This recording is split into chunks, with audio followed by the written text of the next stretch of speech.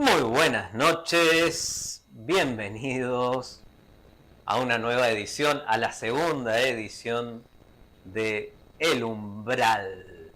Hoy vamos a agregar un poquito de música, ya les voy a contar por qué. Bueno, como suelo decir, buenas noches en cualquier lugar de la Vía Láctea donde estén. Repito, es la segunda edición del Umbral. Un programa donde cruzamos el puente entre la curiosidad y la ciencia, en la compañía de FM Otras Voces, el multimedio que amplifica el conocimiento. Bueno, les habla Gabriel Peralta, conductor de esta travesía, y lamentablemente hoy tenemos una ausencia, por eso traje mi armónica. ¿Quién me falta? Me falta mi co-conductor estrella traído de otra galaxia, de otro planeta, de Las Vegas, Rafael Quirós Col. Bueno, hoy Rafael no está, me toca acompañarlos solos en el umbral. Rafael está recuperándose y le mandamos desde acá un grandísimo saludo y esperamos que se recupere pronto. Además, vamos a saludar con respeto y energía a nuestro director en jefe, ese título le he colocado, director en jefe, José Luis, que mantiene el timón firme de este programa. Como me falta Rafael, además de la armónica que me compré hace poco, voy a interactuar con mi otra personalidad, pero quédense tranquilos que la otra personalidad, que ambas personalidades están enteradas de que la otra existe. Por lo tanto, no hay ningún peligro de disociación. Bien, vamos a dar entonces el teléfono de contacto para que ustedes puedan enviar mensajes. Lo voy a decir claramente y lo voy a repetir. El teléfono de contacto es 261-264-2059.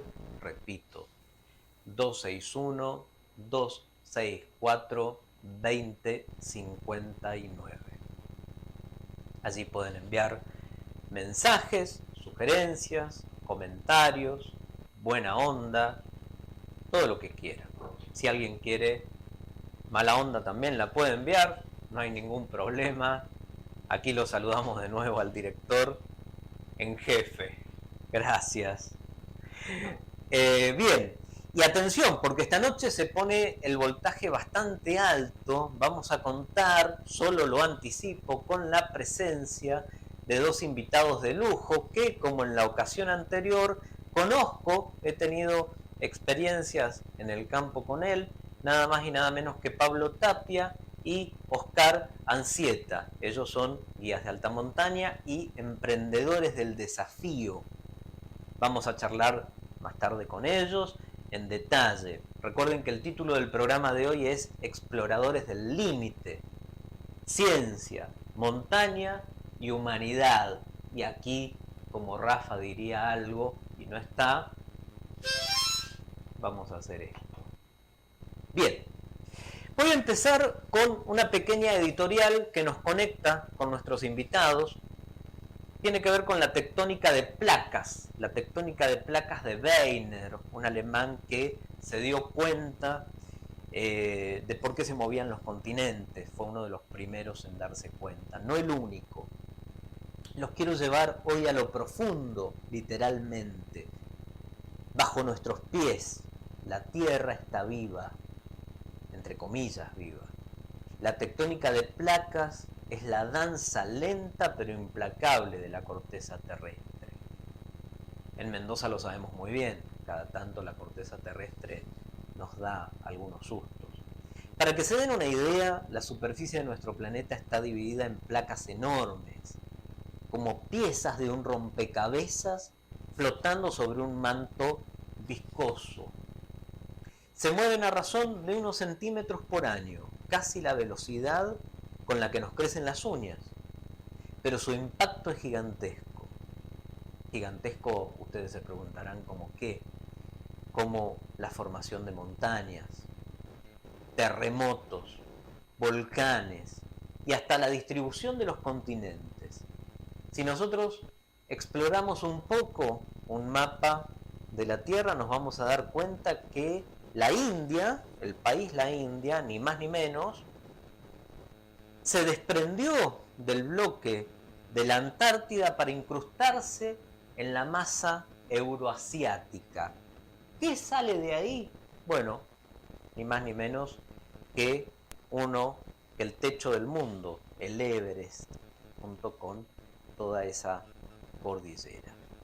Sin esta dinámica, sin la tectónica de placas de Wegener, sin este motor que genera que los continentes se estén moviendo, no existiría la diversidad geológica que hoy admiramos.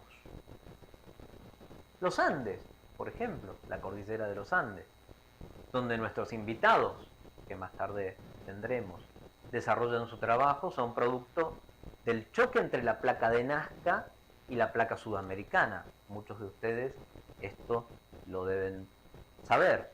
Este proceso no solamente moldea el paisaje, sino que también influye en el clima.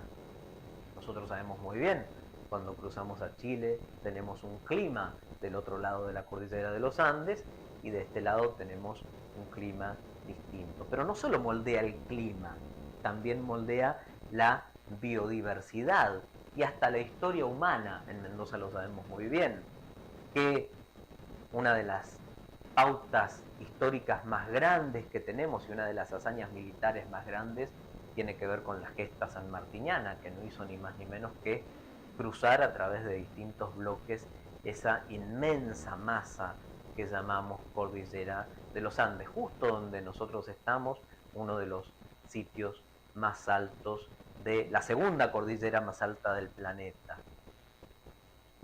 Bien, pero hoy quiero inaugurar también, si me permiten, voy a tomar una pausa para beber agua,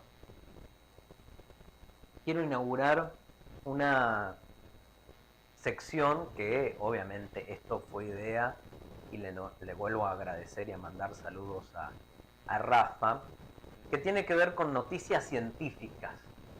Me dice Rafa, estábamos tomando un café, de hecho él tomaba un café y yo tomaba otra cosa, no me acuerdo qué, ya después lo dirá él en el próximo programa. Noticias científicas, dice, Gaby, ¿qué tal si hacemos una sección del programa con noticias científicas?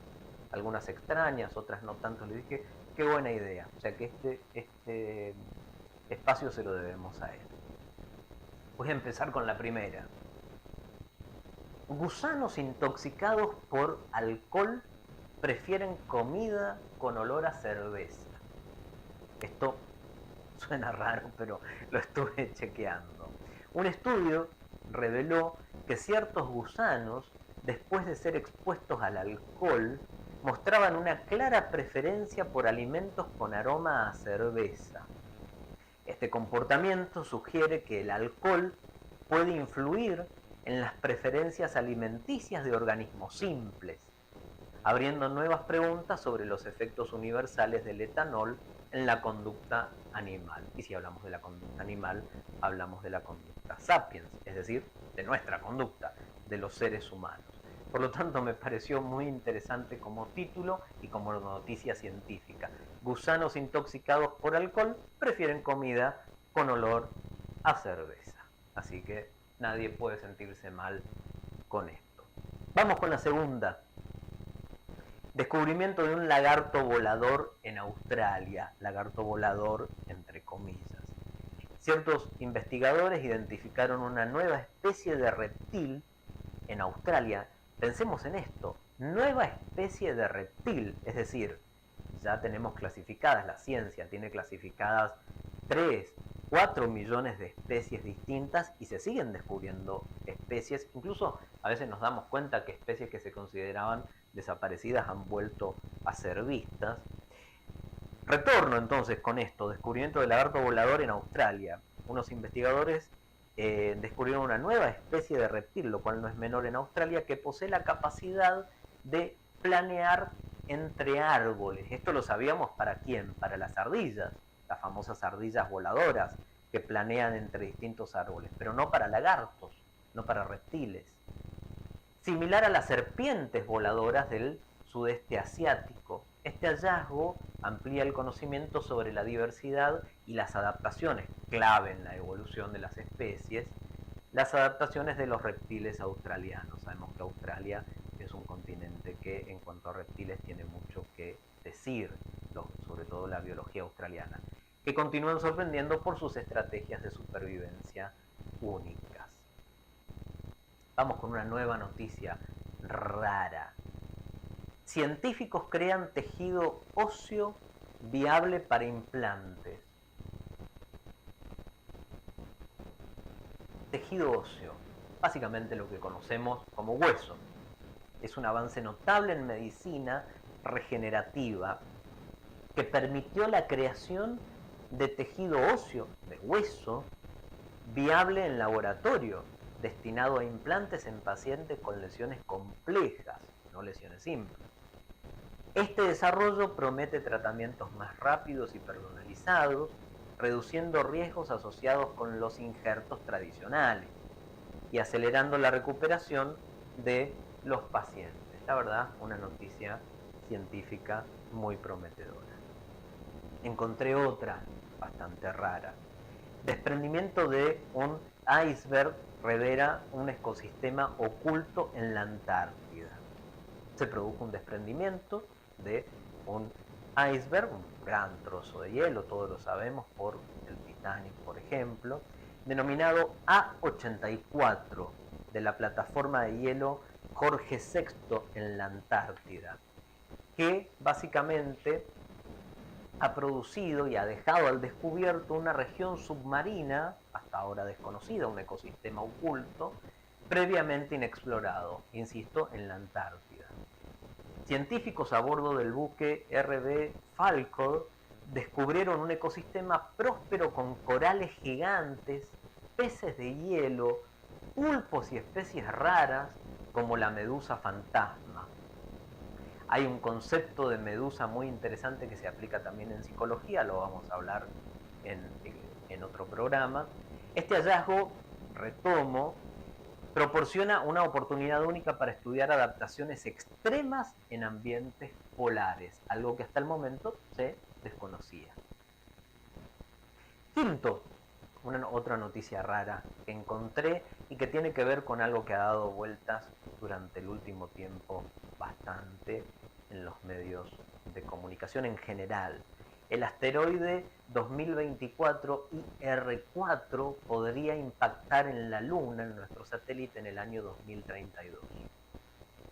El asteroide 2024 IR4, inicialmente considerado una posible amenaza para la Tierra, esto ya lo deben haber escuchado, ha cambiado su trayectoria, lo cual no es raro. Recuerden que las trayectorias cambian, no son totalmente predecibles, y ahora presenta una probabilidad del 3,8% de colisionar con la Luna en el año 2032. Los astrónomos destacan que, de ocurrir este evento, sería un impacto visible desde la Tierra, obviamente porque chocaría con la Luna, y ofrecería una oportunidad científica única para estudiar los efectos de tales colisiones en la superficie lunar. Recuerden, y acá quiero hacer un paréntesis, que la Luna, lo sabemos hace un tiempo, es ni más ni menos que un fragmento de la Tierra desprendida de una colisión durante el último bombardeo intenso, más o menos 3.800, 4.000 años antes del presente. Pero ahora quiero quiero conectar un poco la ciencia con un evento argentino. Esto lo vamos a dejar para después. Antes quiero decir lo siguiente. Los lunes, aparentemente, se produce un ritmo circadiano desajustado. No sé si lo sabían. Un jet lag social de los lunes. Todos estamos acostumbrados al jet lag de los viajes en avión. Pero parece que los lunes se produce un jet lag de los lunes, solamente de inicio de semana. También hay un aumento de la presión arterial y el ritmo circadiano y un riesgo de infartos los lunes. Baja la productividad, pero se eleva la creatividad. Tenemos más creatividad los lunes por la mañana, sobre todo a partir de mediados de mañana. Así que paciencia, es lunes, es biología, no solo psicología. Por eso estamos acá, para acompañarte justamente cuando el lunes está por terminar. Vamos a un corte. Ya volvemos. Suscríbete a nuestro canal de YouTube. Continuamos con el siguiente bloque. Estamos de nuevo en el umbral. Para quienes se conectan en este momento, bienvenidos. Y estábamos contando noticias científicas y habíamos quedado con el tema de los lunes y las cuestiones que generan a nivel psicológico y psicosocial. Pero en este nuevo, como les contaba en el bloque anterior, en esta nueva sección ideada por Rafa, que la verdad que me gusta mucho, de noticias científicas, vamos a llegar a Argentina y vamos a conectar dos cosas muy interesantes para mí personalmente y creo que en general: el mundo de los caballos y el mundo de la ciencia. Lo descubrí hoy.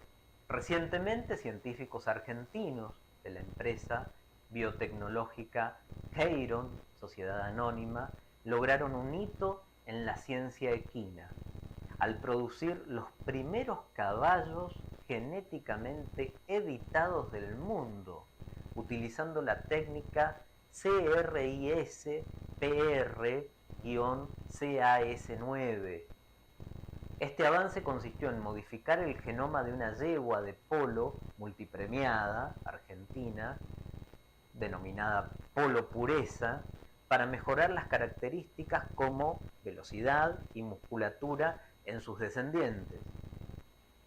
Los 5 potros descendientes de esta yegua genéticamente mejorada nacieron entre octubre y noviembre. La verdad que es muy interesante que algo exitoso en Argentina nazca en octubre de 2024 y representan un avance significativo en la aplicación de la biotecnología ecuestre aplicada al deporte. Obviamente también tiene sus componentes éticos discutibles, ¿no? Como toda manipulación genética. Pero tenemos algo bastante, veníamos de noticias de Australia, veníamos de gusanos que les gustaba el olor a cerveza, de otros lugares del mundo. Bueno, ahora tenemos algo, modificación genética equina en Argentina. Y entramos ahora con una noticia de la BBC de Londres que me llamó muchísimo la atención. Es una noticia no tan corta como las que venimos destacando, pero muy interesante. Sería así la presentación. ¿Qué le hace la ira, el enojo, a tu cuerpo? ¿Cómo gestionarla y qué podemos aprender de ella? Tampoco es casualidad, por lo que dije en el bloque anterior, que esto se haya desarrollado un lunes. Obviamente te envío nuevamente, Rafael, un saludo, porque en este caso tus aportes serían fundamentales sobre lo que genera la ira en el cuerpo y cómo gestionarla. Creo que él me daría consejos a mí, obviamente. El ser humano, dicen las investigadoras de México son dos investigadoras de México y de España, el ser humano es una casa de huéspedes. Cada día tenemos una nueva visita, una alegría, una tristeza, una decepción. En su célebre poema La casa de huéspedes, el escritor persa Rumi del siglo XIII, o 700 años antes del presente para ser científico, recuerda nuestra diaria convivencia con visitantes inesperadas. ¿Quiénes son esas visitantes o esos visitantes o esos visitantes inesperados? Las emociones. Estas emociones, algunas de ellas, pueden ser intensas e incómodas, pero también aliadas, que nos revelan información sobre nuestro ser, sobre nuestra persona. Es el caso de la ira, que es el que nos convoca aquí y una noticia que hoy elegí para explayarnos un poco más, no tan corta como las anteriores. Es el caso de la ira, que puede secuestrarnos. Estoy pensando en personas muy específicas. Alguna de ellas las vamos a invitar en los próximos programas y le envío un saludo especial y cálido. Ya me informan que están aquí nuestros invitados. Bien, y ser incluso la ira no solamente nos puede secuestrar, sino que puede ser dañina para la salud, pero también darnos claridad y motivar un cambio positivo. Esto es muy interesante. Dos expertas, como decía recientemente, sobre esta emoción nos hablan de cómo gestionarla. La neurocientífica española Nazaret Castellanos es investigadora del laboratorio Nirakara Lab, catedrática extraordinaria de la Universidad Complutense de Madrid. Y por otro lado, el estudio también se debe a Dolores Mercado, que es profesora del posgrado y la licenciatura de la Facultad de Psicología de la Universidad Autónoma de México, conocida por sus siglas UNAM. La pregunta es, o una de las preguntas, algunas, ¿qué sucede en nuestro organismo cuando se desata la ira?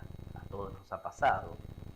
A mí me pasaba más hasta hace un tiempo, 2 días atrás ya lo superé. ¿Qué herramientas podemos utilizar para responder ante ella de forma saludable? ¿Y cómo ayudar a los niños a expresarla? Porque los niños también sienten ira, los niños, los adolescentes, todo ser humano siente en algún momento ira. ¿Qué pasa en el cerebro cuando se desata esta emoción, la ira? Cuando se genera un conflicto, uno de los parámetros de los que nos habla nuestra inteligencia emocional y nuestro estado interior en ese momento es la velocidad de reacción, señala Nazaret Castellanos. En realidad esto es bastante interesante. Una de las cosas que caracterizan a la ira es la falta de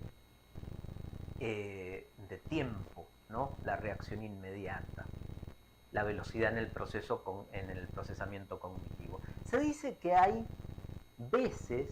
ciertas veces en que el cerebro responde y hay veces en que el cerebro reacciona. Sería distinto. El cerebro puede responder o puede reaccionar. Hay algunos que somos más reaccionarios. Yo lo vengo trabajando y estoy muy bien. Hace un día que estoy bien. Lo ideal es que el cerebro responda, no que reaccione. Pero normalmente, ¿qué pasa? Reacciona. Esto es una cuestión evolutiva. Es decir, responde demasiado rápido, explica la investigadora. Imagínate que llega alguien y te dice algo que es aversivo, agresivo, desagradable, que no te gusta.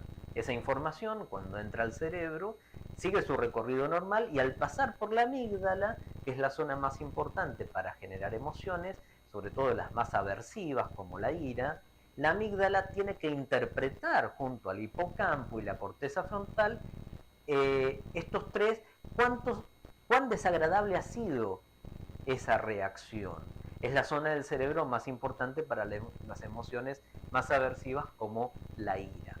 Cuando ya estamos estresados, las neuronas en la amígdala tienen mucha actividad, es decir, se produce una hiperactividad eléctrica y reaccionamos más rápido ante cualquier estímulo, explica la experta, que nos propone considerar 3 situaciones que me parecieron maravillosas. Vamos con la situación 1 y a ver los oyentes, me encantaría que los oyentes se identifiquen con alguna de estas emociones. Vamos con la primera. Llega fulanito, una persona, y me dice algo desagradable. Y entonces el hipocampo y la corteza frontal, entre ambos, moderan la amígdala. Imagínate el papel de un mediador. es el escenario un poco idílico y no siempre útil. Sería el escenario ideal. Vamos con un segundo escenario que nos plantean los investigadores, las investigadoras en este caso. El segundo escenario es alguien que nos dice algo y nos enfadamos. La amígdala aumenta su actividad y empiezo a respirar de una forma más rápida. La tensión aumenta, mi corazón late más rápido y mi musculatura lo evidencia. Se prepara para la lucha o la huida. Es lo que debe ser normal. Llega alguien que me dice algo negativo y respondo al enfado ahora. Vamos con un tercer escenario antes del corte. En el tercer escenario ya estamos muy estresados, muy enfadados con fulanito que vino y me provocó, me dijo algo desagradable. Y llega y me dice algo negativo. ¿Qué hace mi amígdala? Ya está lista. Pap, pap, pap. Y le envía la información a la corteza frontal. Pero se la envía sesgada. Se convierte todo en amígdala. La reacción en este caso es exagerada, iracunda. Entonces ahí puedo decir cosas de las que luego me voy a arrepentir. Y seguro nos vamos a arrepentir. Hay gente que puede dar, a la que le puede dar incluso un infarto. Es el circuito de la amígdala, hipocampo, corteza frontal. Pero en este caso es en el que más votó. El que más peso tiene es la amígdala y me puse iracundo. Dicho esto, vamos a un corte. Ya volvemos. Suscríbete a nuestro canal de YouTube. Continuamos con el siguiente bloque. Bien, estamos de nuevo en el umbral y ya han llegado mis dos invitados estrella, gente muy buena, que vamos a... Muy buena, técnicamente buena y buena gente además. Antes dije quiénes eran, el nombre y el apellido, pero ahora los voy a presentar formalmente a ambos. ¿Quién me acompaña? Bueno, Pablo Tapia. Pablo Tapia es profesor de educación física. Pablo, corregime cualquier cosa que me equivoque. Profesor de educación física, profesor de montañismo para chicos con capacidades diferentes en el centro de día Saludarte, que es una combinación de salud y arte. Lo habíamos charlado. Es guía de trekking y alta montaña. Perfecto. Pablo, bienvenido. Gracias.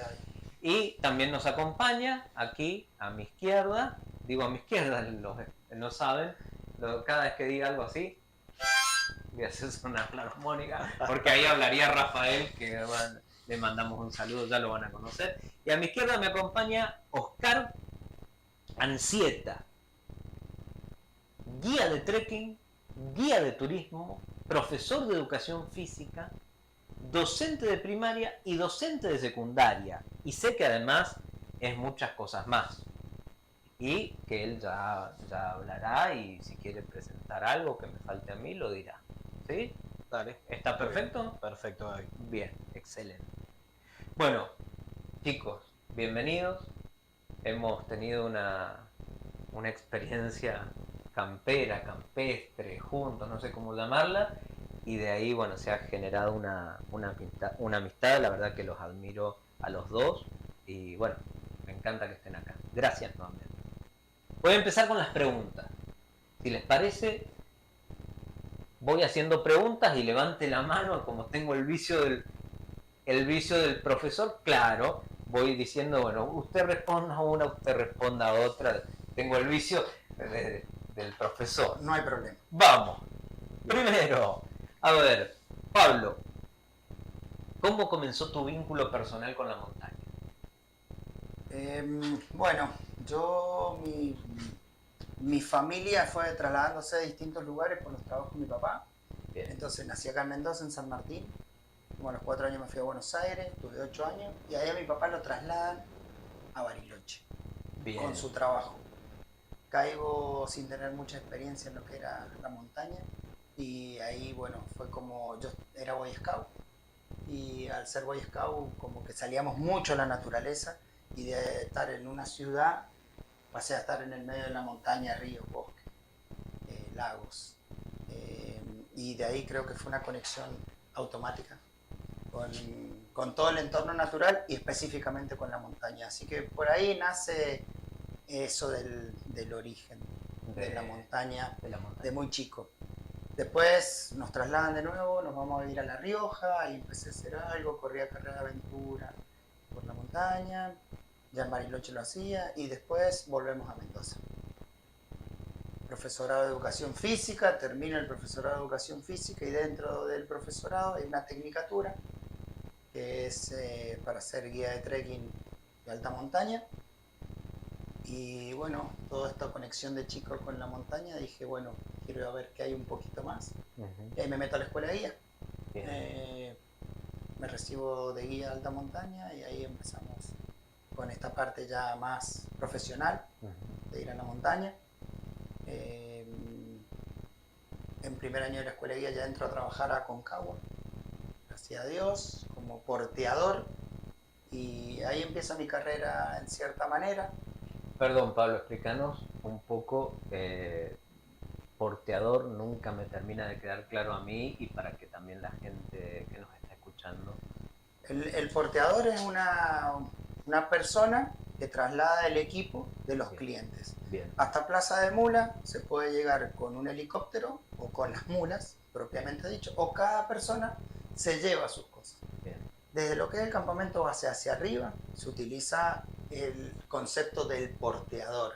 El porteador es como el Sherpa, llevándolo a los Himalayas, local. Entonces las personas acá lo que hacen es agarran una mochila con 20 kilos, 40 kilos a veces, y lo trasladan a los distintos puntos. Por ejemplo, campamento número 1, campamento número 2, número 3, y para bajar. Entonces ese servicio es el que se le presta a las personas, por lo general los extranjeros y a los locales también, para que dentro de todo no sea tan pesado el ascenso y lo puedan disfrutar y no quizás algunos sufrirlo. Bien. Ese sería el concepto de porteador. Claro, sería el equivalente del Sherpa en los Himalayas. Exactamente. Después te voy a preguntar algo relacionado con eso. Voy a leer, antes de hacerte una pregunta, Oscar, un mensaje de un oyente. Dice: oveja perdida, acá pastor. Un fuerte abrazo, muy buen programa.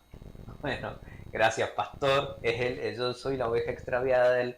Me trae porque si no me pierdo. Bueno, él sabe ese código. Sí, es el código. Yo le digo chofer presidencial. Tenemos varios códigos, no importa. Bueno, Oscar querido, una pregunta para ti. ¿Te parece? Dale. Vamos a ver. ¿O no te parece? Sí, si estás acá seguro que sí. Bien, ¿qué significa para vos guiar personas en entornos extremos? Si es que está bien hecha la pregunta. Es que en realidad no es extremo, porque meterse en un lugar extremo, nosotros lo que hacemos, lo primero es la seguridad. Si es extremo, bien, hay que ver con la seguridad.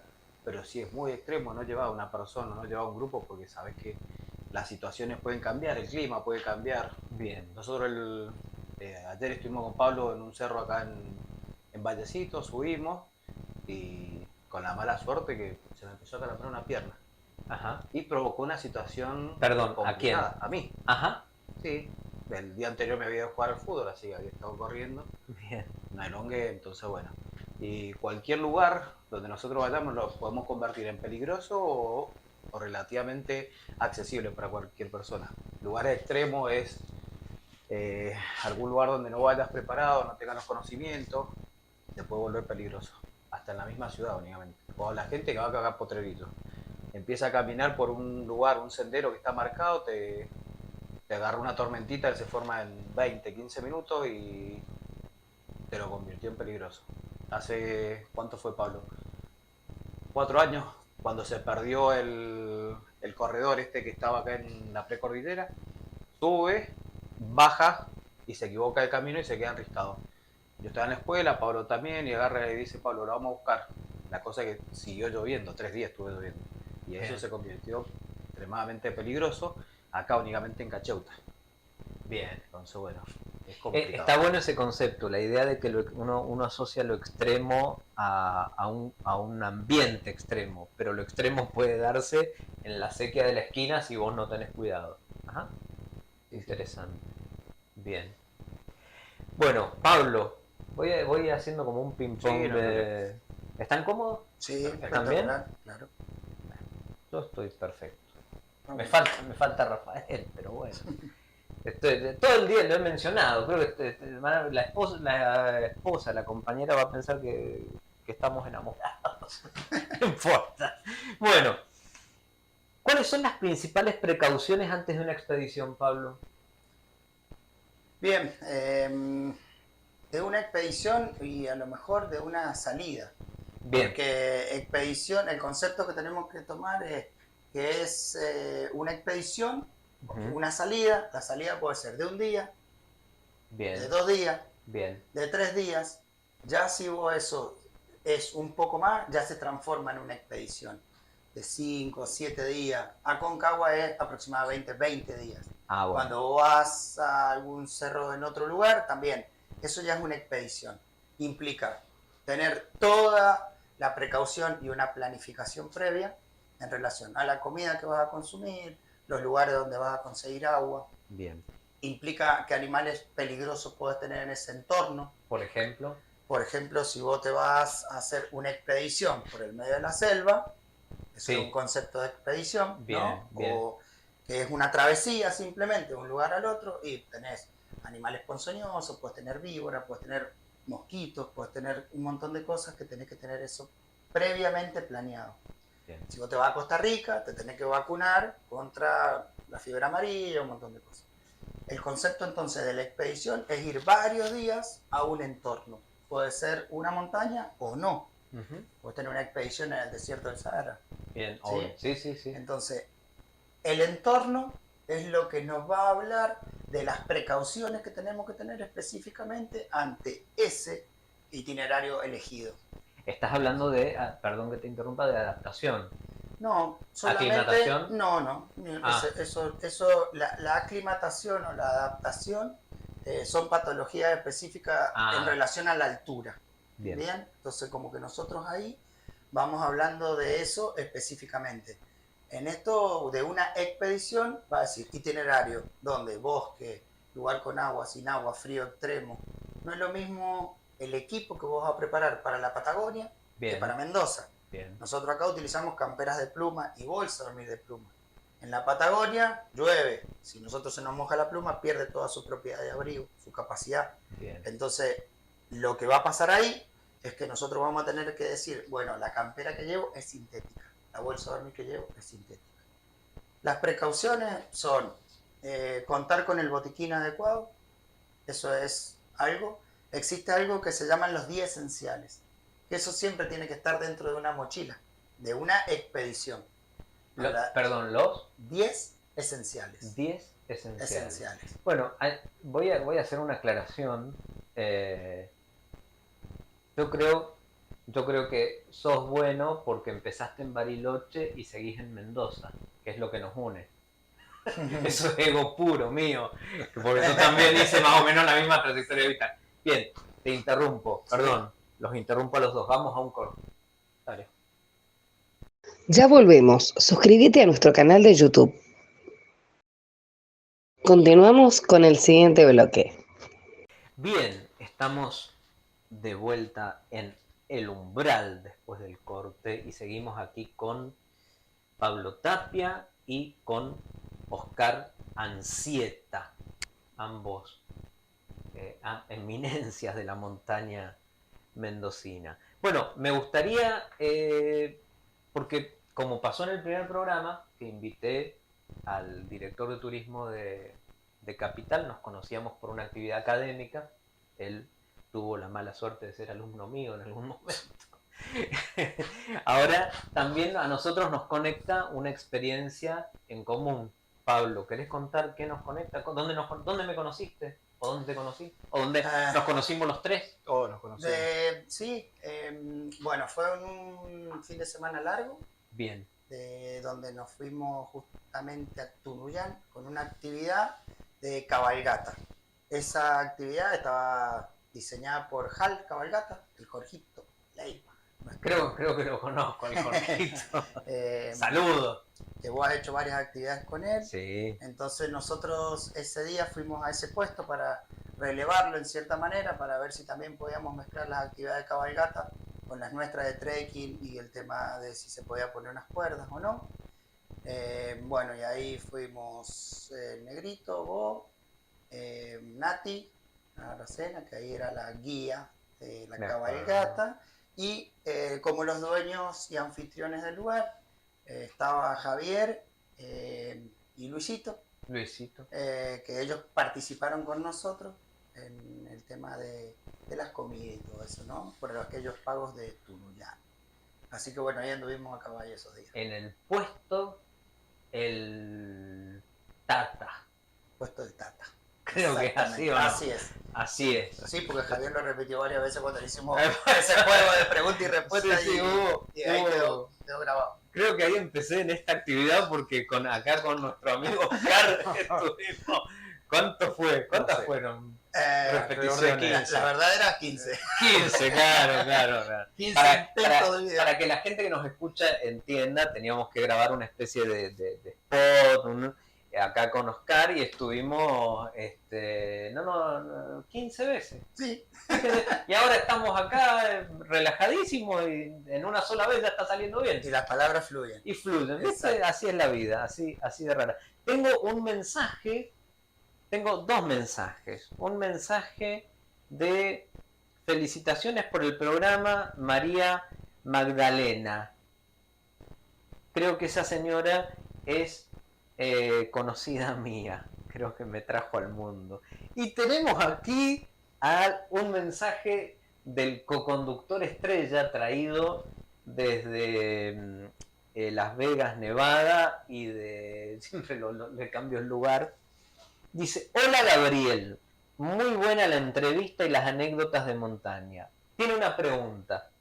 Dale. En el botiquín, ¿tiene que haber una botella de algo fuerte? Como por ejemplo whisky. No sé por qué pregunta esto. Creo que tiene que ver conmigo. No sé. No sé, yo el whisky no lo conozco. Dice, ¿por qué sí o por qué no? ¿Tiene que haber en el botiquín alcohol? No, específicamente, no es parte del botiquín. Ajá. Pero como que hay un mito con esto, ¿no? Claro. Que nos da calor.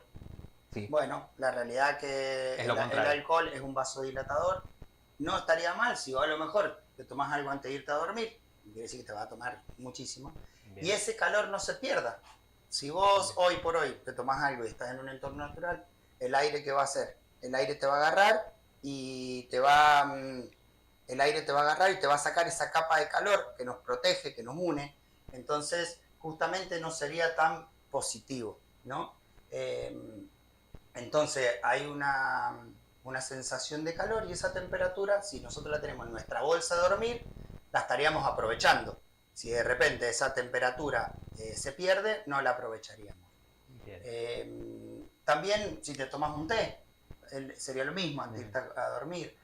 Cualquier cosa que de cierta manera nosotros podemos generar temperatura a través de varias cosas, ¿no? Bien. Primero que nada es el movimiento. Bien. ¿Sí? Que es una reacción más mecánica, digamos, y la otra, podemos generar temperatura a través del movimiento. Ya es algo, del movimiento, y el segundo a través de la alimentación, que esa pasa a ser química, bien. ¿No? Pura y exclusivamente. Entonces, o sea, mecánica y química. Y química. Entonces son las dos formas de ganar temperatura que tendríamos nosotros en el entorno natural. Bien. Y la idea es que, por eso también es muy importante cómo cerrás, mucha gente no lo sabe, yo lo aprendí, que me lo dijiste vos, cómo cerrás la bolsa de dormir, porque si no queda bien cerrada el calor no se acumula. Exacto, la bolsa de dormir es la misma propiedad que hemos copiado los seres humanos de la naturaleza, ¿no? Ni más ni menos. Los pájaros, por ejemplo, ¿cómo lo utilizan? Tienen la pluma. Bien. Entre medio de cada pluma hay moléculas que quedan atrapadas de aire. Bien. Y esas plumas lo que hacen al trabajar en conjunto mantienen la temperatura, ¿no? Lo que Bien. hacen es mantener la temperatura del cuerpo, en este caso, del animal, que no se pierda. Bien. Lo que hacemos nosotros con una bolsa de pluma es lo mismo, ¿no? Esas partículas de aire que se empiezan a calentar por la temperatura que irradiamos, que no se pierda, Bien. justamente se mantiene. Así funciona una campera, una bolsa de pluma. Y esa pluma, ya sea en una campera o en una bolsa de dormir, no es tan recomendable en un contexto de frío húmedo como el patagónico. Exacto.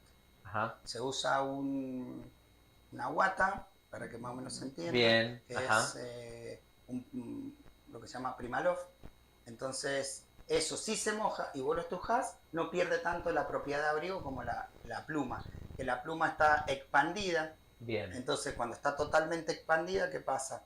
Trabaja de la forma tridimensional que tiene que ser. Si está mojada, se comprime y queda muy chiquitita, y ese sería el problema. Bien, perfecto, clarísimo. Bueno, mucha gente está aprendiendo, entre ellos yo, que no sabemos. Oscar. Está buenísimo antes eso, está buenísimo porque toda la gente cuando ve que están en la montaña sacan el whisky, se pegan 2 tragos de whisky y empiezan a caminar y se complica. Y sí, en la montaña sí. Hay que ver en qué momento lo tomás. Cuando ya terminaste la expedición y estás Claro, en tu casa, con los amigos festejando. Esa es la mejor. Esa es después del asado para... Oscar, tengo una pregunta para vos. ¿Cómo ves la evolución del turismo de montaña en la región? O sea, en Mendoza específicamente. Y en Mendoza, mirá, yo te puedo hablar de los 20 años que he estado en la montaña. Bien. Y de cómo viene evolucionando y cómo lo vivimos nosotros de adentro. Antes venía a la Concagua, venía gente que se dedicaba al montañismo, hacía montaña, y lo que sí necesitaba era un guía, que no habían tantos en esa época. Pablo es uno de los primeros que está ahí desde la época del 2000 más o menos, 99. Antes venían muchos que tenían otras experiencias en otras montañas, en otras partes del mundo, muy codiciados también en la Concagua. Y con el paso del tiempo, es decir, empezó a cambiar el turismo. Ya tenía gente que ya no venía tan preparada para hacer montaña, sino venía a conocer y que les dieras todos los servicios. Ahora, por ejemplo, el Parque Aconcagua evolucionó, tiene domos, tiene servicio de emergencia. Los baños antes eran unas letrinas, ahora tenés baños con ducha, calefacción, tenés domos calefaccionados, hasta los dormitos son domos con calefacción. Bien. Entonces hay gente que paga únicamente para venir, pasar la experiencia, y hay veces que ni siquiera van hacia la cumbre. Vienen a los campamentos base, disfrutan, estuvieron en la Aconcagua como hacen en otras partes del mundo, y para ellos es hacer montaña. Y se quedaron ahí en Plaza de Müller. En los campamentos base. En los campamentos base. Es un trekking largo de 7 días. Ajá. El primer trekking es un trekking diario que lo puedes hacer en un día, salís en la mañana, regresás antes de las 18, que es el horario cerrado del guardaparque. Después el otro es un trekking de 3 días que es a Plaza Francia, llegas a Confluencia, al primer campamento, al segundo día vas al Mirador. Disculpame, repitamos esto para que la gente tenga más claro los distintos... Bien. ¿Primer día? El primer día tenés diferentes permisos de ingreso. Tenés un ingreso que es por el día. Vos vas en la mañana. Bien. Llegás hasta Confluencia, que es el primer campamento, estás un rato ahí y regresás antes de las 18. Bien. Después tenés un trekking que es por 3 días, que es el trekking a Plaza Francia. Bien. Vos llegás al primer campamento, Confluencia, haces noche en ese campamento, al otro día vas al mirador de la pared sur de la Concagua, regresás a Confluencia y al tercer día regresás, salís del parque. El otro es de 7 días, ese es a Plaza de Mulas. Es el mismo recorrido de Plaza Francia, lo único que cambia es que cuando vos el tercer día tenés que salir, vas hacia Plaza de Mulas directamente, no salís del parque. Bien. Y ahí pasás los otros 4 días que te quedan, el séptimo es el día que tenés que estar saliendo del parque. Todo lo demás son de ascenso. Bien. Entonces un poco el cambio que has visto en estos últimos, pongamos, 25 años, es que antes era como algo más exclusivamente de gente de montaña de todas partes del mundo, específicamente alpinistas, que se hacían andinistas por lo que sea, o que estaban acostumbrados a subir todas las cumbres, y ahora es como más masivo y no siempre hacen cumbre. Exactamente. Lo ven más como una experiencia. Y mucha de la gente viene, por ejemplo, está el Kilimanjaro, que Sí. tiene 5.535 metros aproximadamente, y tenés muchos portadores, mucha gente que te va llevando permanentemente, te ayuda. Entonces, para ellos, hacer cumbre ahí es buenísimo, pero después eligen venir a Aconcagua. Pero Aconcagua no tiene las mismas condiciones que el Kilimanjaro. No. Cuando llegan acá es dura, Ujú. es una experiencia más dura que el Kili. ¿Por qué? Porque no tenés porteadores que los tenés constantemente en los campamentos bases, sino comienzan desde Plaza de Mula hacia arriba. Los trayectos son largos, el clima es seco, árido, Ujú. totalmente diferente al de otras montañas. Sí, son contextos distintos. Sí. Bueno, en el medio se me acaba de ocurrir, creo que le mandamos un saludo, pero se lo volvemos a enviar a Hal, Al Jorgito. Jorge Antonio Leiva, ¿no? Sí, señor. ¿Y a quién más? Bueno, ya le mandamos saludos a Nati, A Nati, a Javi, a Javi, Luisito. Luisito, y bueno, les mandamos, no quería quedar mal, pero sobre todo con Hal, que bueno, siempre es. Bueno, Pablo, tengo una pregunta para vos. La vamos a hacer después del corte. Vamos a un corte. Ya volvemos. Suscríbete a nuestro canal de YouTube. Continuamos con el siguiente bloque. Bien, estamos de regreso en El Umbral. ¿Saben por qué se llama El Umbral? No. Bueno, porque el umbral es un extraño cruce. ¿Vieron el umbral de una puerta? Sí. Vos estás en el lado A y después estás en el lado B, pero es muy finito el momento en el cual cruzás ese umbral. Yo lo tomo de la historiografía científica, del cruce de umbral, transición, complejidad, tiene que ver con, por ejemplo, el agua. Ya lo dijimos, creo, en algún momento en el programa anterior, pero lo voy a repetir, porque como dice alguien, el público se renueva, la idea de que vos tenés agua hirviendo, ¿sí? Se está calentando. En un momento tenés agua que se está calentando. Punto A. En un punto B tenés agua que se está calentando, pero vapor de agua. Y en un punto C tenés solo vapor y no quedó agua. Lo raro del umbral es el momento en el cual se cruza ese, valga la redundancia, umbral en el cual dejó de haber agua y hay vapor de agua. Es muy difícil de encontrar el umbral, nos pasa a todos en la vida, esto es aplicable en la vida, es aplicable en la montaña. Vos decís, ¿en qué momento estoy, corregime si me equivoco, estoy en cólera y en qué momento, cólera ya nos van a explicar los chicos qué significa, en qué momento llegué a la cumbre? Hay un umbral que cruzaste y vos decís, de acá no vuelvo, ¿sí? Así que bueno, eso tiene mucho que ver con el contenido del programa. Pablo, ¿qué son los 10 esenciales? Los 10 esenciales es una lista que se ha diseñado durante varios años entre personas que se dedican a la supervivencia, personas, fuerzas especiales, bomberos. Entonces, todo lo que funciona como protocolo, ¿no? Que es lo que tiene que estar y lo que se debe cumplir.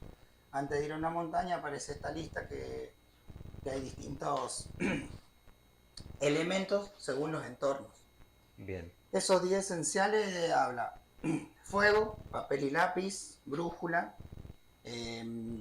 silbato, linterna, iniciador del fuego, que uno dentro del Pentágono de la supervivencia es el punto central, el fuego. Entonces, una mochila para llevar Bien. los elementos, obviamente, agua y comida, ¿sí? Algo para construir un pequeño refugio.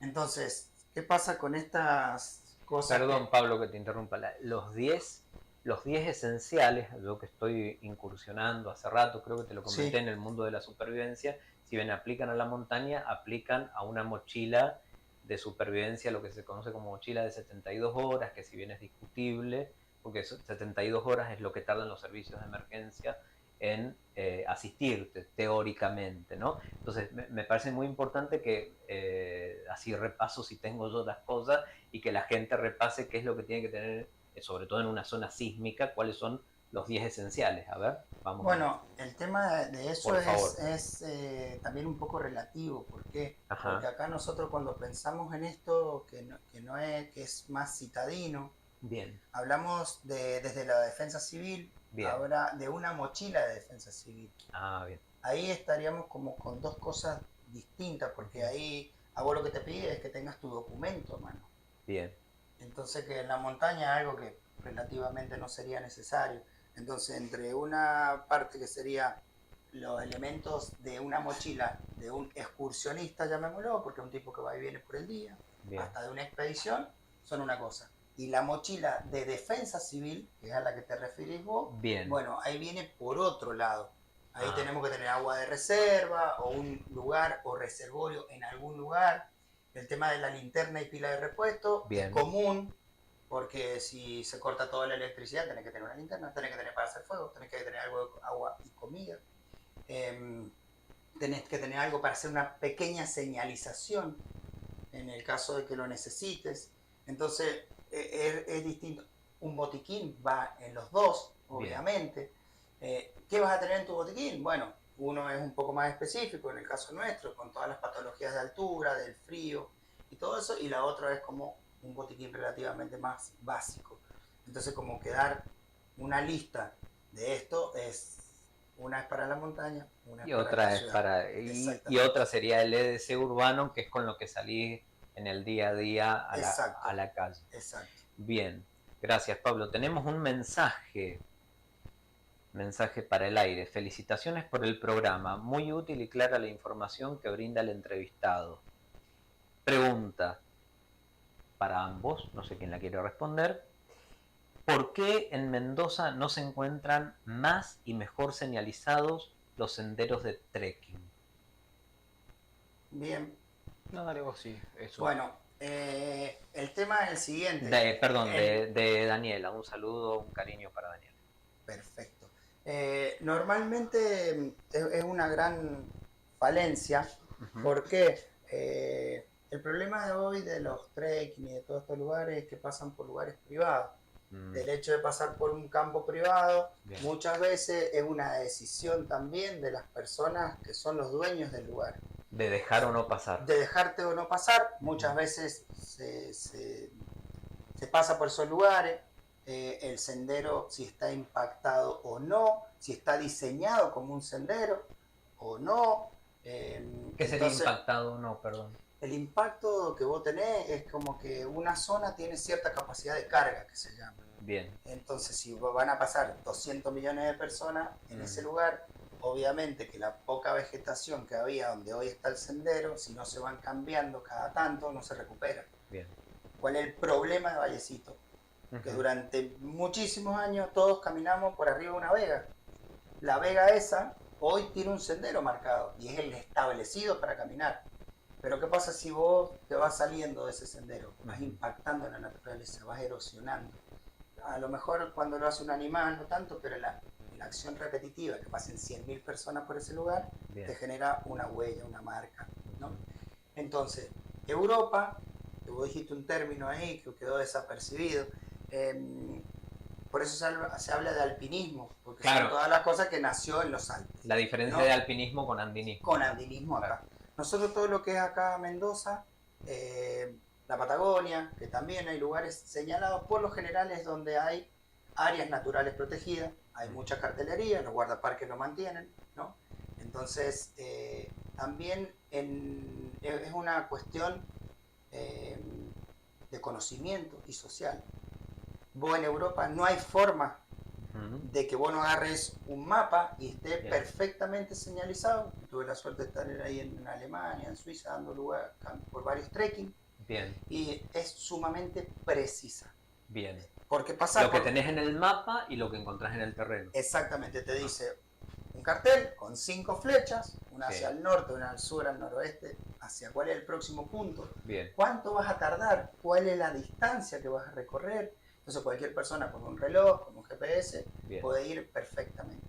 Mendoza tenemos varios años de aprendizaje todavía, de ir haciendo cosas. Y las principales problemáticas de todos estos senderos que nosotros utilizamos, por ejemplo, para ir al camello, un cerro de la precordillera, Sí. para ir al Comisión. No hay Ujú. un cartel en el medio que te diga, usted está a Claro. 3,5 kilómetros de la cumbre. ¿Por qué? Porque nadie lo mantiene, porque nadie lo cuida, porque todavía no tenemos la cultura suficiente para cuidar el entorno natural como deberíamos. Lamentablemente, esto es así, que el mendocino, la gran mayoría, mira las montañas de espalda.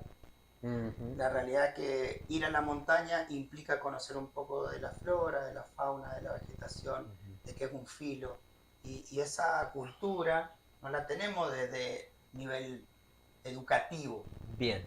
Ese es donde viene todo esto. Europa lo tiene.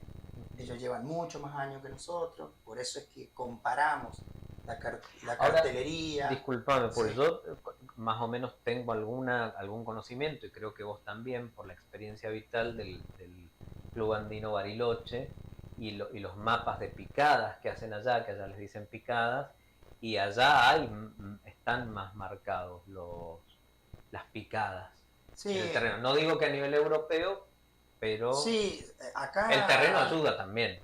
sí, hay también es como que esto de que el turismo va creciendo, Sí, sí, sí. hay una eclosión Ujú. así que fue muy grande, que se llamó pandemia, donde por Claro. primera vez nos sentimos encerrados. Ujú. Antes ir a la montaña era cotidiano todos los días y cuando nos lo prohibieron, o no lo hacíamos o teníamos el deseo de andar en bicicleta, el deseo de hacer actividad física, el deseo de ir a la montaña. Y todo esto fue que la gente tomó un poco más conciencia, empezó a hacer más caminatas, Bien. empezó a hacer más runner, gente saliendo a trotar a la montaña, los Bien. trail runner, aparecen este concepto que hoy está muy de moda, ¿no? Aparecen las salidas de expedición y gente que nunca jamás en la vida, como algunos amigos míos que hicieron montaña, de repente, ¡pah!, haciendo cola en el Cerro Arco para sacarse una foto en el Cerro Arco. Claro, siempre lo tuvieron a la misma distancia. Exacto, entonces esto de los senderos, esto de los itinerarios, tiene que ver un poco con este crecimiento. Allá hay muchas asociaciones y hay muchísimos clubes por pueblo. Por Claro. ejemplo, San Martín tendría un club de andinismo, Bien, Palmira tendría otro, bien, Rivadavia, Tunuyán, y así cada uno tiene un club de andinismo o de alpinismo y en su zona, bien. con una cuota que todos los socios pagan, salen los guías y generan esta cartelería que no es gratis, Bien. generan estas vías ferratas que no son gratis, entonces se pagan, no es un monto muy elevado, pero tienen, no sé, por decirte, 12.000 socios. Claro. Entonces Te les genera. permite tener un backup para señalizar los senderos, mantenerlos, reparar lo que se rompe o no. Esto es lo que vos pudiste ver en Europa, Sí, específicamente en Alemania y en Suiza, Suiza, estuve por Italia, ahí en algunos en lugares. el norte. Ajá. Sí, estuve mucho por los Pirineos, en Bien. esa zona. Bien. Y bueno, realmente tenemos mucho que aprender todavía. Creo que nos falta Del tiempo. norte de España y del sur de Francia también. No estuve en esos lugares mucho porque era muy cerquita de los lugares que pasaba de una Bien. frontera a otra, pero era Bien. casi todos muy similar de un lado del otro, ¿no? Más organizado. Sí, mucho más organizado que nosotros, claro. Bien, bien. También, bueno, son cordones montañosos más chicos. Exactamente. Por eso nosotros acá, para la gente que por ahí dice, pero ¿cuánto tenemos montaña? En lugares, nuestra cordillera tiene 400 kilómetros De ancho. de ancho. ¿Por Ah. qué? Porque nosotros tenemos más cordones montañosos. Precordillera o piedemonte. Me quedo, discúlpame, Sí. me quedo con eso porque el otro día charlaba con una persona sobre eso. Es muy interesante, pero ahora vamos a un corte. Ya volvemos. Suscríbete a nuestro canal de YouTube. Continuamos con el siguiente bloque. Estamos de regreso en el umbral. Bueno, la verdad que de mis charlas favoritas, tengo que... Mis conversaciones favoritas son las conversaciones técnicas, alguna vez te lo dije. Más adelante te quiero hacer una pregunta que tiene que ver con la sangre y la adaptación y la diferencia entre la mutación genética y la adaptación, Bien. la diferencia entre los Sherpas, eso lo vamos a hablar Pablo más adelante, pero ahora, Oscar, me gustaría hacerte una pregunta que tengo acá, en gateras, como se dice. ¿Cuál es la anécdota que más recordás guiando en montaña? Eh, bueno, yo creo que esa te la conté la otra vez, la vamos a repetir. A Fue un ver. grupo de belgas que eran todos jubilados, Ajá. de 70 años aproximadamente, un grupo de 12 personas, 10, 12 personas. Eh, Cuando los vimos con Pablo el primer día, dijimos, estos son nuestros clientes. Ajá. Así dijimos, bueno, vamos día por día. El primer día fue el equipo, el segundo día fue llegar a Penitente, el tercero entrar a Confluencia. Empezamos a caminar, todos caminaban bien, para su edad, porque los europeos se mantienen muy bien, tienen otro ritmo de vida, otro tipo de alimentación, duermen mucho más que nosotros, descansan, no tienen los problemas de estrés que tenemos nosotros. Y bueno, la primera baja la tuvimos bajando de un cerro Bonete, el cerro tiene 5000, fue de aclimatación, donde tuvimos que bajar encordado, es decir, colocar una cuerda a uno Bien. de los pasajeros para que no se cayera. Yo iba adelante, Pablo iba con la cuerda tomándolo para el descenso. Bueno, ahí quedó el primero. Después, el mismo Quedó el día, primero significa tuvo que bajar. No, no se bajó, se quedó en el campamento base en Plaza de Mulas bien. esperando a que siguiera la expedición. Bien. Luego, en la tarde, noche, estábamos ahí en el campamento y ya vimos a uno con una cicatriz en la cabeza. Dijimos, ¿qué le pasó? Se tropezó y se cayó. Lo más común, de la linterna, todo lo demás, se cayó saliendo de un domo. Ajá. Y no nos quería decir hasta que nos dijo y le vimos la cicatriz y tenía el tajo en la cabeza. A todo, claro, fue en el domo. No, Claro, no, fue ni en el siquiera campamento fue base, contra en la una puerta silla, del domo. En la puerta del domo. Ahí Un dijimos, ya accidente teníamos, doméstico casi. claro, ahí ya dijimos, teníamos dos. Bueno, la cosa que comienza la expedición. En total, perdón, eran 10, 12 clientes. 10, Dos. 12. Y dos Sí. ya se bajaron. Bien. No, no se bajaron, siguió con nosotros. Ah, y éramos 3 guías. Ah, bien, bien, bien. Bueno, Pablo, Julio más y yo. Ujú. Y la cosa que íbamos re bien, el primer campamento. El primer campamento es Plaza Canadá. Ujú. Estuvimos ahí, descansamos bien. El segundo día nos movimos a Nido Cóndores también. Descansamos un día más. Subimos a Cólera Bien. y vimos el pronóstico del tiempo. El pronóstico del tiempo decía... Perdón, Oscar, explícales ya me lo explicaste a mí en persona, a los dos, cuando hicimos esa cabalgata, pero me gustaría que la cabalgata con Hal, que nos expliques por qué Cólera, por qué ese lugar se llama Cólera. Bueno, te lo puede comentar Pablo ahí porque él se lo contó. Bueno, te lo voy a contar. El que quiera. Bueno, un amigo nuestro que también fue profe, guardaparque, Danilón Rodríguez, tampoco se lo puede llegar a sacar estas conversaciones. Ajá.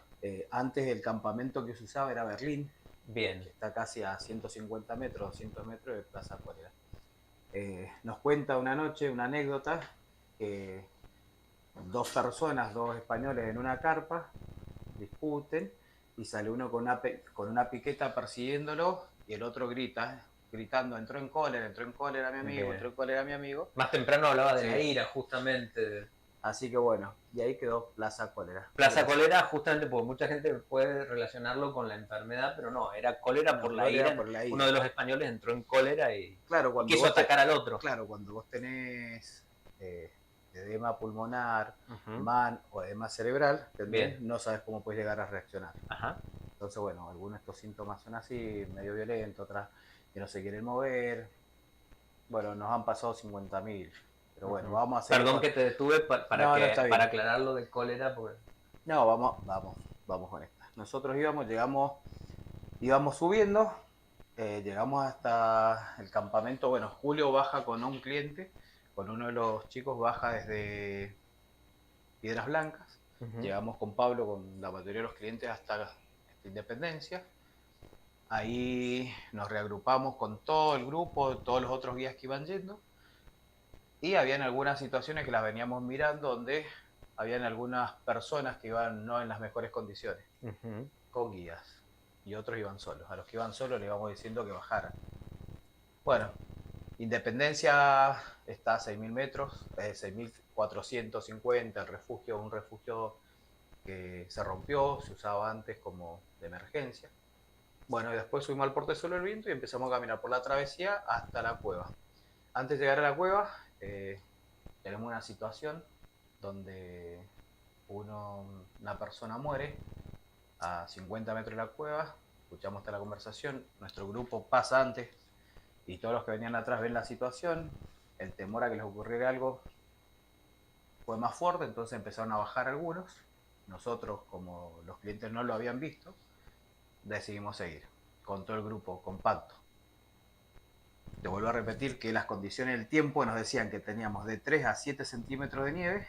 Bien. Y ráfagas de 45 o 50 kilómetros. No era constante el viento. Bueno, la cosa es que llegamos a la cumbre ese día, era un día muy lindo, entonces había más de 100 personas ese día tratando de llegar a la cumbre. Llegamos a la cumbre y desató un temporal, rayos, truenos, centellas, todo lo que vos le quieras poner, era todo, así no se veía. No, la tormenta perfecta. Sí, la tormenta perfecta y los clientes perfectos, era lo mejor.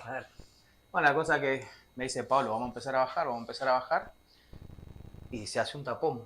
La gente empieza a bajar, pero empezó a nevar más, los rayos que caían por todos lados, gente que no sabía por dónde ir. Bueno, yo bajo atrás de Pablo con un cliente encordado, Pablo se adelanta con todo el grupo, Julio, y empiezan a bajar gente, con otros guías más que iban más adelante, los otros ven la situación, abandonan mucho antes y empiezan a bajar. Nosotros íbamos con buen clima y en 2 minutos se transformó la montaña en lo más peligroso que te puedas imaginar. Bueno, llegamos a la cueva, empezamos a bajar y el año anterior habían fallecido 2, 3 personas porque se cayeron de una zona donde se formaba mucho hielo, se sentaron y se deslizaron. Entonces colocaron una cuerda fija, pero esa cuerda fija no estaba recta, sino tenía una panza. Bien. Entonces, bueno, el problema era que si no ibas bien firme, te podías caer de ahí. Bueno, la cosa que empezaron a ir, empezaron a pasar. El cliente que nosotros llevamos tenía aproximadamente 70 años. Entonces, bueno, iba delante mío. Y con la mala suerte que se cae, iba agarrado de la cuerda y quedamos en forma de B. Yo quedo al lado de él queda, la cuerda se forma en B, él queda agarrado de un lado, yo del otro, colgado con mi bastón, enterrado en la nieve y agarrado de la cuerda. O sea, una película. Sí, el muerto a 50 metros. Y me decía, Juan Chulip, negro, please, quiero vivir. Y me gritaba. Y Pablo yo lo veía abajo, como a 50 metros también, que hacía ademanes con las manos. Yo trataba de clavar los crampones en la nieve, tratar de enterrarlos. Y Pablo, que yo lo miraba de abajo, y yo no sabía lo que decía, pero yo sabía que me iba a putear. Entonces, bueno, la cosa era bajar rápido. Y la gente se iba acumulando abajo. Bueno, la cosa que era una cuestión, a acomodar crampón, le digo que me pise en la bota, me termina pisando, se acomoda, bajamos, Pablo me dice, estamos acá, dice, la gente está bajando, pero yo no había escuchado que había llamado a la patrulla de rescate diciendo que estaba la situación arriba, la patrulla estaba lejos, estaban nido cóndores. Bien, porque el día iba a estar espectacular. Bueno, la cosa es que seguimos bajando, Pablo lo va a encordar, bajamos empezamos a bajar, Pablo lo va a encordar.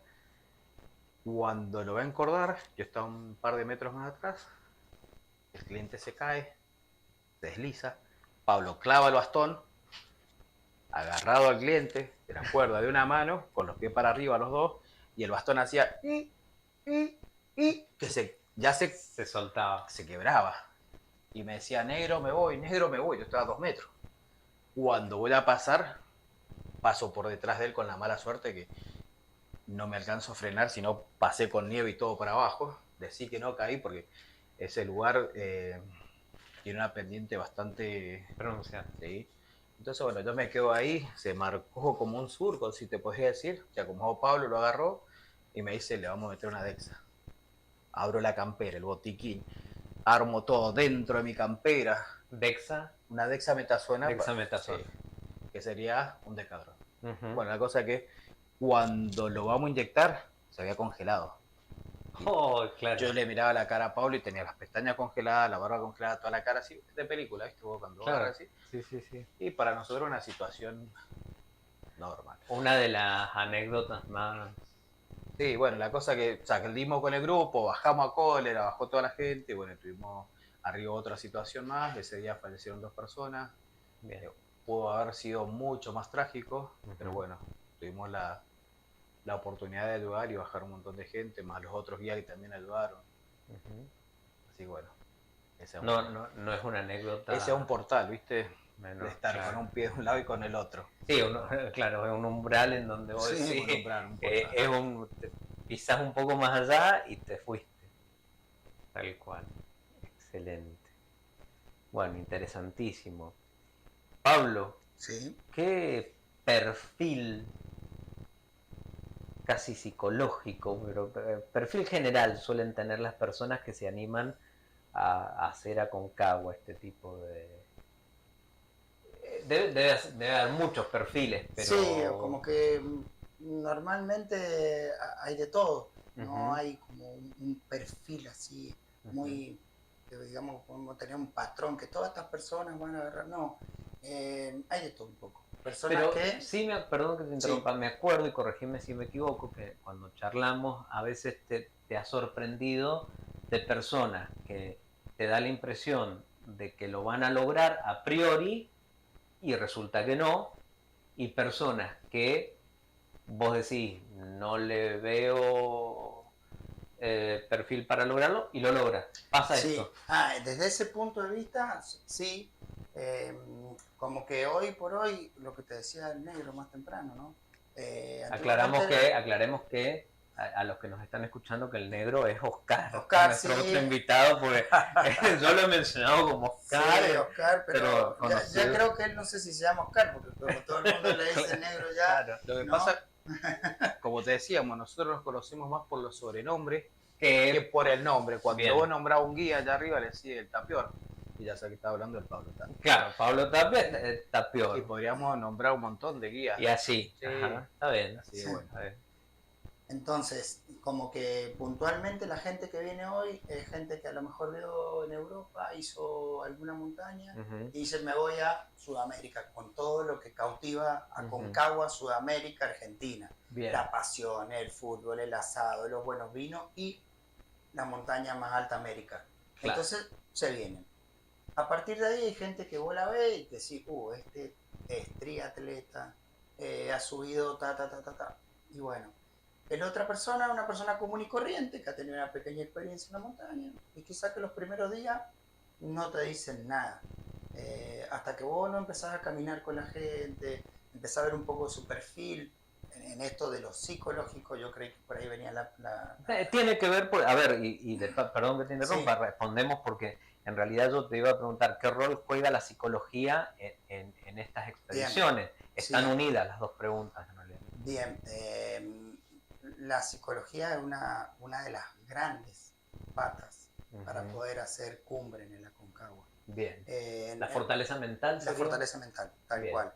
Vos tenés ciertos parámetros que te pueden dejar afuera de la Aconcagua. Que uno debe conocerlo y nosotros a nuestros clientes se lo contamos en estas charlas que tenemos previa cuando van a ir a la Aconcagua. Entonces, ahí, sí, diga.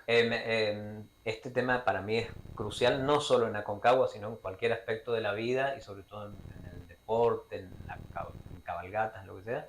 Lo seguimos charlando, pero ahora vamos a un corte. Vamos nomás. Ya volvemos. Suscríbete a nuestro canal de YouTube.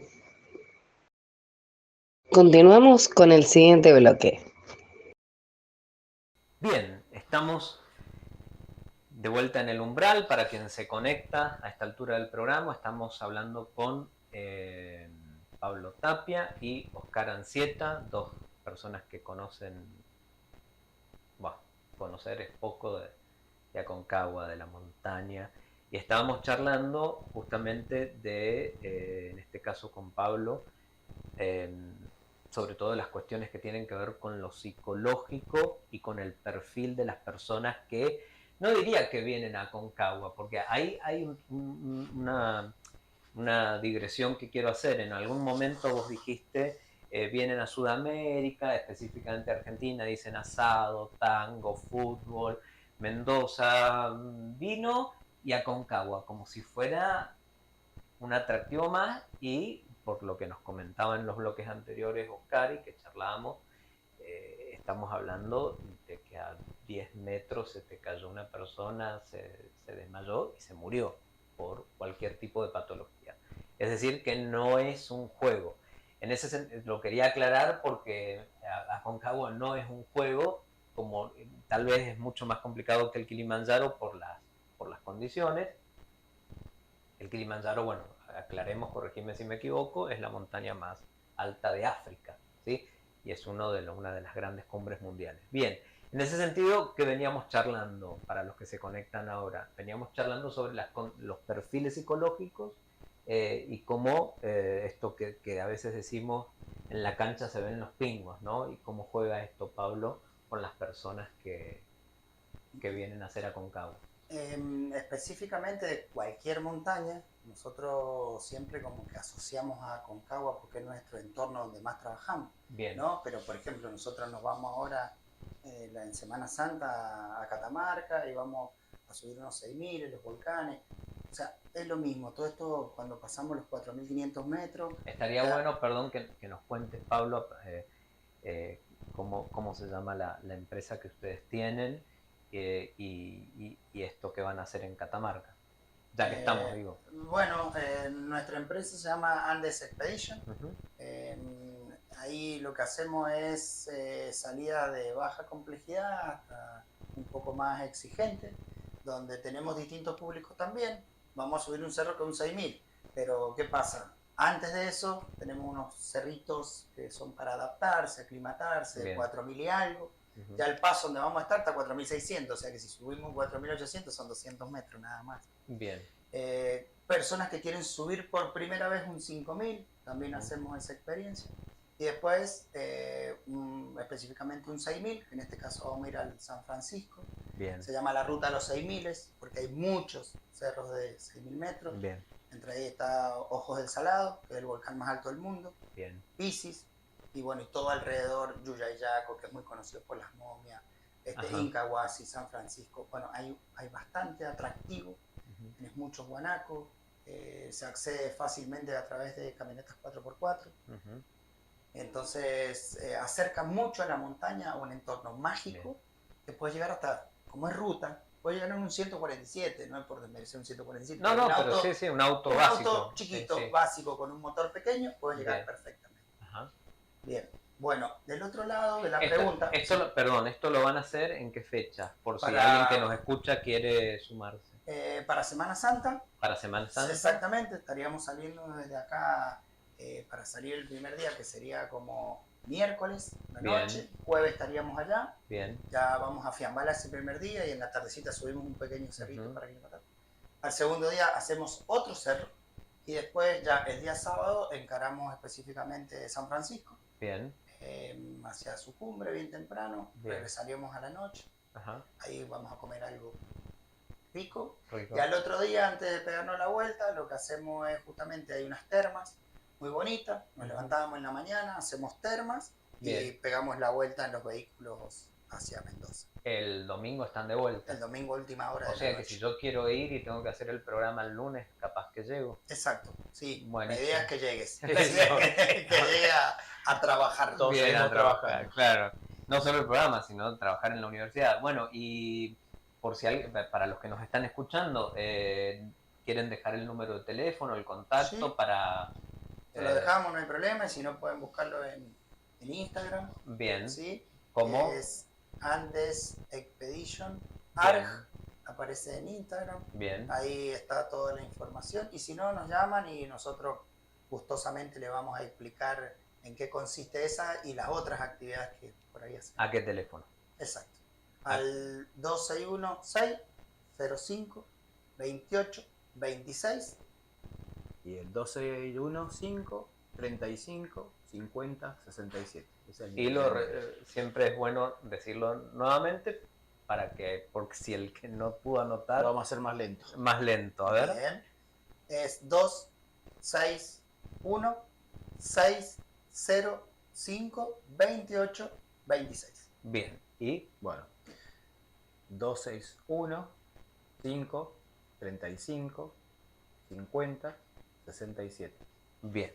Bueno, ya saben, los que nos están escuchando, si nos estás escuchando y querés hacer algo distinto en Semana Santa con estos cracks de las montañas, pueden... ¿Sí o no? Obvio, durante todo el año. Yo dije cracks de las montañas, ¿está siempre bien o no? Tenemos de todo. Claro. Porque vamos y hacemos un montón de cosas, no solamente... Claro. También damos ¿Saben cursos. hacer asado? Obvio. ¿Han hecho asado alguna vez? Algunos hemos hecho ¿Alguna una vez? de mula, hemos hecho algunos asaditos. Algo hace, bueno. En mi casa tengo un matambre, no sé lo que es. Ah, ¿sí? ¿Ahora para después del programa? Obvio, si querés vamos muy allá, bien, lo listo. buscamos, ¿no? Yo me prendo ahí nomás. Yo siempre le pedí... Como tiene que hacer. Claro, siempre pedimos algo acá. Bueno, entonces, te interrumpí porque sabía que estaba bueno esto que arman en Semana Santa, que está buenísimo, más o menos lo habíamos charlado en un café, qué sé yo, pero nada, está bueno que lo repitas para los que nos están escuchando. Un lunes así medio que ya va remontando el lunes a la noche, ya decimos en Marte y ya vamos armando algo para Semana Santa, así que bueno, buenísimo. Y volvemos con el tema que me fascina, la psicología, la montaña y qué te ha pasado con eso. Vos tenés varios días para que vas conociendo a la persona, porque cuando llegan acá son unos completos desconocidos. Bien. ¿Sí? Uh-huh. Y día a día vas charlando con esa persona, vas conociendo sobre sus miedos, sus temores, por qué vino a Concagua, cuál es su idea. Y todo eso es como lo que te va ayudando de conocer a la persona para el día, que es el más importante, que es el día cumbre. El día cumbre. Uh-huh. Entonces, todos los días son una preparación para ese día. Hay días que le tenemos que decir, Gaby, no venís bien, te tenés que bajar. Bien. Y ahí llegar a eso, muchas personas lo toman a mal, entonces justamente es esto de ver cuál es la forma adecuada para decírselo a cada una de las personas. Hay veces que les gusta, a veces que no. Y vas viendo, vas tanteando el carácter de la persona, el temperamento de cada uno. Claro. Sí, bueno, vos ahí tenés que, primero, ¿qué te puede dejar afuera de una montaña, una expedición o una de estas actividades? Primero, la condición física. Bien. ¿No? Como una montaña exigente físicamente, si vos no estás bien físicamente, obviamente que no vas a llegar. Por el otro lado, tenés que puedas tener alguna patología de altura o simplemente que te dé una faringitis, ¿sí? Entonces, ahí tendríamos un problema en el tema particularmente de que esa persona por cualquier patología de la altura, un edema pulmonar, un edema cerebral, un MAM, un mal agudo de montaña, mountain sickness, ¿no? Bien. Podemos hablar también específicamente de que la persona puede tener alguna lesión física, ¿no? También. Entonces, o alguna condición previa. Una condición previa. Nos pasó ahora que una persona que venía perfecta, corre, entrena, en un chequeo médico, le encuentra una arritmia, él no se había hecho chequeo en los últimos años, automáticamente el servicio dijo, abajo. Los chicos que están trabajando todo en el servicio médico hoy están trabajando muy bien, se hacen 2 controles obligatorios, uno en Confluencia y el otro se hace en Plaza de Mula, después que tocan los 5.000 metros. Entonces todo eso son cosas que te pueden dejar fuera. Y después entramos en esta parte que es la que estamos preguntando, ¿qué pasa con la parte psicológica? Y bueno, hay personas que dentro de esta zona de confort en la que nos encontramos hoy, dormir en una carpa, el viento, la tierra, lo saca de su zona de confort, no están tan acostumbrados y le incomoda. Entonces esas personas te dicen, ¿sabes qué, Gaby? Me vuelvo. Pero si estás bien, me quiero volver. Claro. ¿Pero qué pasó? Extraño mi cama. Claro. No quiero estar más en la cama. Directamente eso. Sí, no quiero. El confort cotidiano. Estoy harto de no poderme bañar. Me quiero bañar y quiero tener mi baño. Claro. Y extraño mi perro. Claro. O extraño mi familia. Entonces la gente que sale de su zona de confort, de repente extraña estas cosas cotidianas de todos los días y dice, hasta acá llego, me voy. Vamos a la otra. El esfuerzo físico, donde tenemos un cansancio justamente físico, no es fácil. sea, no es como que va sobrado, no, tiene su exigencia y alta. Y ahí viene este quiebre que se llama muchas veces de una persona, donde de repente, si no han entrenado lo que se llama agonística, ¿qué es la agonística? Es la capacidad de soportar el dolor físico y mental. Entonces, ¿quién lo entrena esto? Y las personas que, fuerzas especiales, la policía, los bomberos, defensa civil, todo eso se entrena, se practica. Por eso es que cuando nosotros les proponemos a la gente que vaya a Aconcagua, le decimos, vayan haciendo como una escuelita. Primero hagan un cerro de precordillera, si ya anduviste ahí, vamos a uno que ya sea un poquito más alto, después vamos a otro y después uno similar, como Tester, que es Vallecito, Plata, para poder saber qué es lo que te vas a enfrentar el día que vayas a la cumbre de Aconcagua. Son aproximadamente entre 8 o 9 horas para llegar a la cumbre y un par más para bajar, son 14 horas, 15, si está todo bien, el día de cumbre. Me interesa, Pablo y Oscar, el tema me pareció fascinante, no lo sabía, lo de la agonística, lo seguimos, pero ahora vamos a un corte. Perfecto. Ya volvemos, suscríbete a nuestro canal de YouTube. Continuamos con el siguiente bloque. Bueno, estamos aquí ya en el último bloque de este programa espectacular. La verdad que lo he pasado muy bien, a pesar de ustedes hablaban de las bajas en que se baja uno. Hoy tuvimos una baja importante, Rafael, ya lo van a conocer, algún día lo vamos a llevar, no sé, a algún lugar. Entonces me gustaría cerrar al menos con ustedes, chicos, con dos cosas. Un poco, Pablo, si nos podés sintetizar para todos los que están escuchando. Hay gente, siempre digo todos los que están escuchando, gente que salió del trabajo, gente que está entrando al trabajo, que trabaja de noche, o que se está tomando un vinito, una sopa, o las sobras del fin de semana, viste que siempre quedan y armás algo para el lunes. Bueno, que nos cierres un poco esto de la agonística, me pareció fantástico. Cómo me quedó claro cómo se entrena. ¿Es más psicológico o más físico? Es el 50 y 50. El 50 y 50. Es un mix de eso. Entonces la agonística que aparece cuando el cansancio físico de repente estás muy cansado o tenés algo que te está diciendo no, para ahí no va, y viene esa otra parte. Ese segundo aire, que podemos llamarlo desde los términos del deportivo. Es Rocky cuando... Las ganas de decir, claro, voy a continuar. Bien. ¿Por qué se mete un bombero a un rescate cuando ve que está todo incendiándose y todo? Porque bueno, por eso.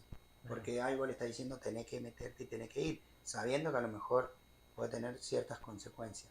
Entonces acá es importante que uno conozca cuál es relativamente ese umbral que vos decías sobre la agonística. Hasta acá voy con lo físico y acá voy con la cabeza, prácticamente. Claro, y lo cruzás. Y ahí voy pasando un poco cuando así, me duelen las piernas, estoy cansado, tengo sueño, hace frío. Bueno, vamos ahora por esto.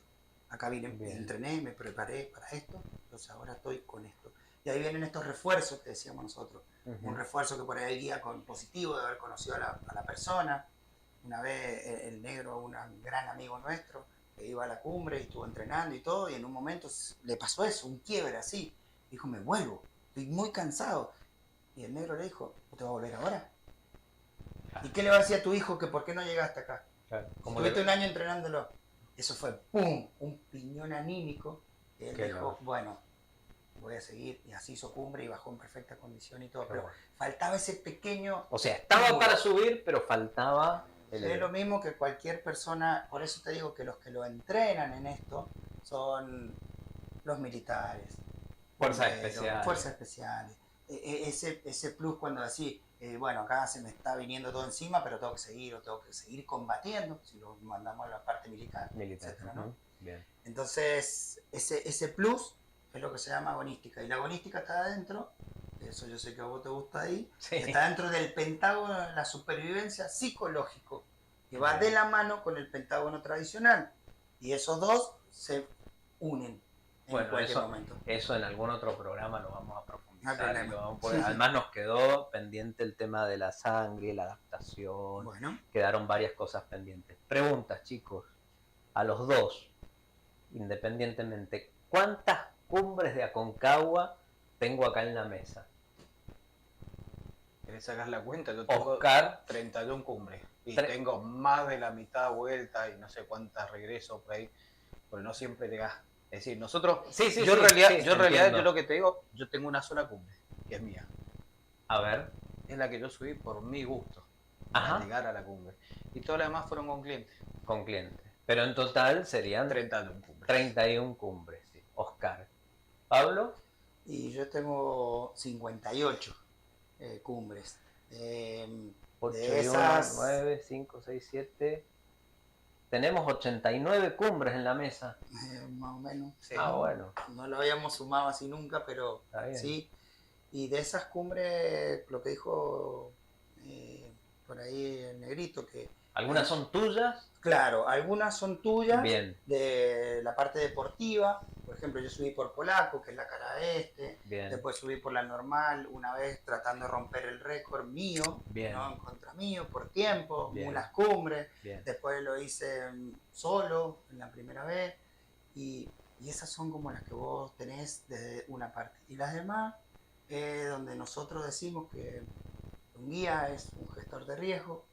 Que lo que tratamos de hacer es que la gente vaya y venga, ¿sí? Y devolverlo a su casa siempre lo más sano. Lo más sano posible. Sí, que si es posible entero. Quemados van a llegar, cansados van a llegar, con ampolla en los pies van a llegar. Algo va a tener. Sí, pero no se lleva solamente de la montaña, que es algo muy bonito. Está bueno compartirlo con la gente. Que vos solamente cuando venís de una montaña no te venís solamente con un montón de ropa sucia. Venís con experiencias de vida que te trasladan ¿a qué? A que vos de repente valores cuando abrís la canilla y sale agua del baño, o que prendas la luz y hagas tic tic y que se prenda la luz, o irte a comprar a 10 cuadras en el auto. Allá todo es atracción a sangre. Y la otra cosa es que la montaña es igualadora de cierta manera. No importa si vos salís de la montaña y esa persona se va en un helicóptero y se viste con ropa excesivamente cara. En la montaña todos tenemos que caminar, todos tenemos que hidratar, todos tenemos que dormir, todos tenemos que caminar para cumplir el objetivo. Digamos que Aconcagua cumple, es democratizante. La montaña, yo no diría solo encasillar a Aconcagua. Sí, Aconcagua, digo Aconcagua como el caso extremo, pero la montaña. Con un aprendizaje de vida que después, bueno, es muy difícil pararte del mismo lado, delante y del después. Buenísimo. Eso así. Genial. Bueno, excelente. La verdad que aprendí mucho. Aprender, yo siempre como profesor digo, no es solamente la nueva información como la agonística, que no la tenía, sino que es conectar con el conocimiento previo, así que voy armando un montón de cosas. Bueno, chicos, muchas gracias. Vamos ya cerrando el umbral, un umbral distinto, el segundo programa, la segunda emisión, así que la verdad que orgulloso. Bueno, quiero darle las gracias a la gente que nos está escuchando, a la audiencia por acompañarme. Estuve solo hoy, no, con ustedes estuve muy acompañado, pero antes estuve solo sin la compañía de Rafael, que le mandamos saludos y una pronta recuperación. Fue una baja, ya lo vamos a recuperar, como dicen ustedes, lo vamos a encordar. Sí. Lo vamos a encordar y lo vamos a traer de vuelta. Bueno, en el próximo programa, ya con Rafael, seguramente, esperemos que así sea, los vamos a esperar a todos los que nos están escuchando para hablar de inteligencia artificial. Tenemos a un invitado que nos va a hablar sobre inteligencia artificial. El primer programa tuvo que ver con turismo, el segundo tuvo que ver con montaña en general, con Aconcagua en particular, y en el tercero vamos a hablar de inteligencia artificial, el enfoque que a mí me gusta, chicos, ya que están acá cerrando el programa conmigo, y a todos los oyentes, tiene mucho que ver con la ciencia, por eso me han quedado un montón de preguntas para hacerles. Están de por sí invitados al programa todas las veces que quieran. Así que bueno, esto de la IA va a ser muy interesante, ya que según la teoría de las diferentes inteligencias de Gardner, que habló de inteligencia emocional, inteligencia matemática, inteligencia motriz, motora, etcétera, etcétera. Bueno, Yo creo que la inteligencia artificial es muy interesante. Yo tengo poca inteligencia emocional y ChatGPT en eso me ayuda un montón. ChatGPT tiene más inteligencia emocional que yo.